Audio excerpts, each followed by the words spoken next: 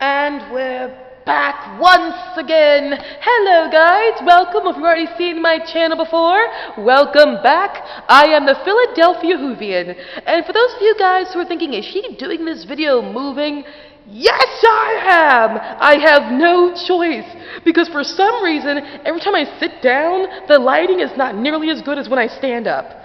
What can you do? Okay, guys, so, yes, I am in my work environment. Here you go. I'll let you turn around and look at my work environment. Hello, work environment! I have no choice but to this week literally do all my videos at work because I got a lot more shifts than I thought I had. Therefore, the only time I can do my videos this week is when I'm at work again. I am sorry about this. What can you do?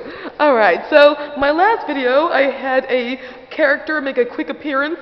By sheer happenstance, I don't think it's going to happen again, so I don't want you guys to get your hopes up that some magical means of one of my historical characters are going to show up again in my work environment. So let's get right to this video.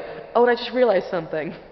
Those of you who've never seen my channel before probably have no idea what I'm talking about. Sorry, I work in an area where actors play historic characters. Okay, now that we've got that covered, we're going into that absolutely wonderful thing that is Doctor Who. And what am I focusing on with this video? I'm focusing on the third episode of the Peter Capaldi Era, Robots of Sherwood. So, why am I doing videos on the Peter Capaldi Era? Was because Peter Capaldi was literally the first Doctor that I ever saw be regenerated into. I saw Matt Smith regenerate into Peter Capaldi. That was my very first time of experiencing a regeneration scene. But also, it's because with his era, because I don't have BBC America, I was not able to see a lot of his era more than once, and there were some episodes I never saw at all, and this is one of those. Guys, this is my video of my very first time actually watching Robots of Sherwood. And I believe it was written by Mark Gatiss. Correct me if I'm wrong in the comment section if I'm totally wrong there. Yes, we're doing Robots of Sherwood by Mark Gatiss, with the 12th Doctor's third story. As we all know, the 12th Doctor is played by Peter Capaldi, and his companion in this particular episode is, of course, the lovely Jenna Coleman, who plays Clara Oswald. And I realize there's walking in my area. John Adams is here. Hello, John. Good evening. He says good evening. And he's actually, every now and again, watched Doctor Who himself in the past. So he actually knows what I'm talking about when I talk about Peter Capaldi playing the 12th Doctor. So, fans, faithful audience, we're now talking of Robots of Sherwood. By the way, John, did you ever watch that episode? That was the episode with Robin Hood in it. It would have stuck out to you in a second. I've not seen that. He says no, he has not seen that. Have you ever seen a Peter Capaldi episode? Yes, I have. Ooh, really? So what'd you think of him? Don't worry, it can be good or bad, I don't care. Peter needs to speak a little bit more clearly.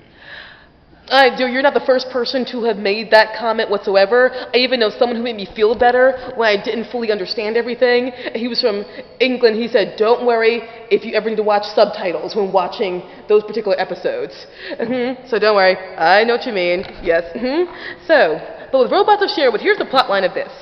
Clara Oswald, she actually really wants to go back in time and meet Robin Hood. Because the Doctor asked her, he's like, oh, what do you want to go see? And he's like, I want to go see Robin Hood. And it turns out they go back in time because the Doctor was slightly dubious of this. He's like, Robin Hood does not exist. Well, this episode proved he actually did. They go back in time, they meet Robin Hood, and of course the Doctor's like, this can't be real. This can't be real. He thinks Robin Hood, like many things there, is clearly fake. And partially he is correct. Because the Sheriff of Nottingham, you know, the one that we all know is evil. Literally. Sorry, I'm still sweating. The one we all know is evil in pretty much almost every tale of Robin Hood. Well, it turns out he's a group of merry robots who, it turns out, they landed here because they had a defective ship, but they were trying to get to the Promised Land. What is the Promised Land? Now, for my audience, we can finally talk about Missy. From the very beginning of the second Doctor's era, the 12th Doctor's era, we had the stories where from Deep Breath to Into the Dalek to Robots of Sherwood, where we got a character named Missy who appeared every now and again when a person died, said welcome to heaven. They were all trying to reach the promised land. So now maybe this is tying back into that concept of what is the promised land. Was the promised land where this woman named Missy was? I'll get into the mystery of that when it actually does occur at the very end of Series 8. So yes, we have that. But Robin Hood, it turns out, and his merry men, I walk past the window, that's why it's brighter now, and his merry men, it turns out, they very much are, in fact, real. So the Doctor, despite his dubious nature, despite his doubts and everything, he honestly was like, wow, he is real, and it turns out he eventually does grow to like Robin Hood and Robin Hood's merry laughter. There we go. And that is Robots of Sherwood. What were my overall thoughts of Robots of Sherwood? Okay, Mark Gatiss, the writer, Mark Gatiss, he has a tendency to be one of the more controversial writers in Doctor Who. But for me, he's like any other era of, he's like any other era of a writer, where he had his good moments to him, and he had his not so great moments to him. When he's good, I like him. When he's not so great, I'm not that into him. But when it comes to Robots of Sherwood, what do I overall feel? I think it's what I feel when it comes to most Mark Gatiss stories, which is there were elements I really did like, but there were some I just wasn't that crazy about. And I know it seems like I'm wishy-washy when I give these type of reviews, but it's true. There's no full, perfection or imperfection to a lot of things. Sometimes they're a mixture of both, and I take the good and the bad at the same time. With this story, I am a person who is partial to always hearing about two things when it comes to European mythology, and that is the King Arthurian legend, of course, and Robin Hood. I have a natural partiality to tales about Robin Hood. So when I first started watching this episode, I was really into it. I was like so happy. And then they got to the scene where there was the archery contest. I was still happy. And people, when it came to Robots of Sherwood, I heard mixed things about this story, but I heard mostly how people were not crazy about this story. While I was watching, up until that point, I was like, I don't know why people are not that crazy about this story. I'm really enjoying myself. Then we got to the prison scene, where the 12th Doctor and Robin Hood were in a prison, in a cell. Then the quality dipped for me, like really dipped. I was like, I don't know, there's something about that scene where they're in the cell together, and then they're arguing and bickering back and forth, and then Clara gets taken, and then she's the one who ultimately is like, using her genius to solve the problem. I'm okay with Clara being a genius. That's fine. But with the 12th Doctor and Robin Hood being those bickering characters they were, I don't know why, something about that particular scene just dragged me out of it, even though I knew it was for comedic moment, it's comedic relief. I don't know why I was not that into it. I can't explain it. And then as the episode progressed, where there were just some moments where I was like, wait a minute, that was discovered a little bit too quickly, like with the Doctor when he uses the tray to block the robot from killing him, and then he kills the robot with the robot's own blast. I'm like, how did you know for a fact that particular metal could ricochet that shot? Maybe there's a part of the episode earlier that was introduced where it was like, okay, this metal does work and I just missed that. Let me know in the comment section if there was a part of that episode that I missed where the Doctor figured out that this particular metal object could deflect the robot's beam.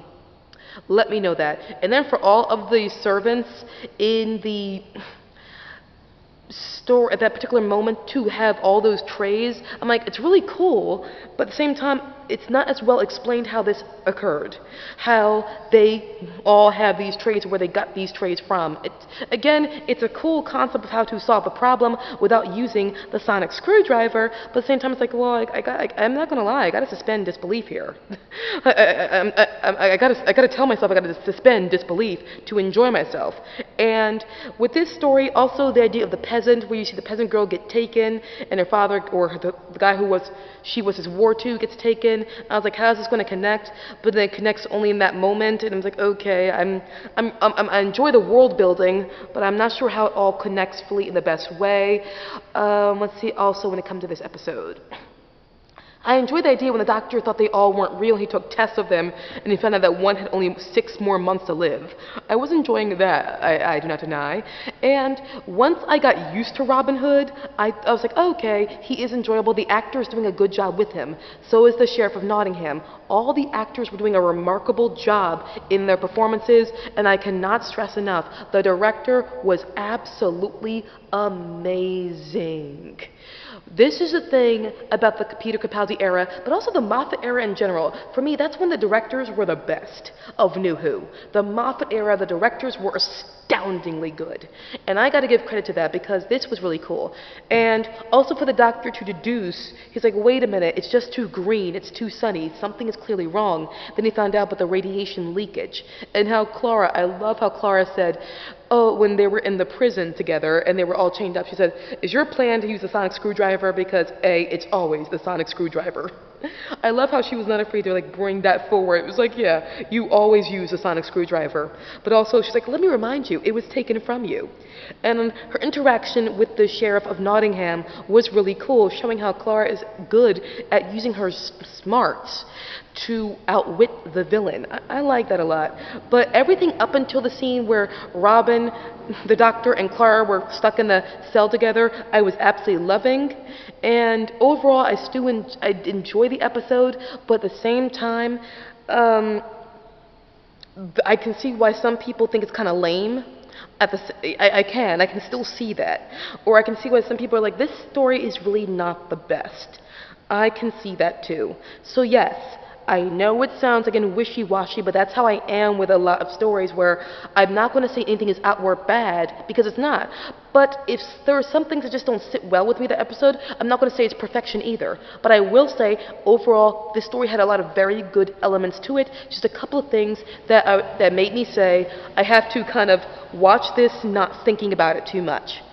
But overall, I enjoyed seeing Robin Hood enter the world of Doctor Who. I enjoyed that quick little cameo of Patrick Troughton's Robin Hood, because people often forget the actor who played the second Doctor once played Robin Hood. I love that. And I love that the show did give a quick nod to that. So yes, that's my feelings of Robots of Sherwood. It's probably not the most satisfying review to you guys, but it's a review that just is what it is. And overall, whether you can hear Capaldi or not, because I admit, there are times where I have a hard time, fully always hearing what's happening in the show, and I do watch with subtitles, but Peter Capaldi's acting, of course, very good in many ways.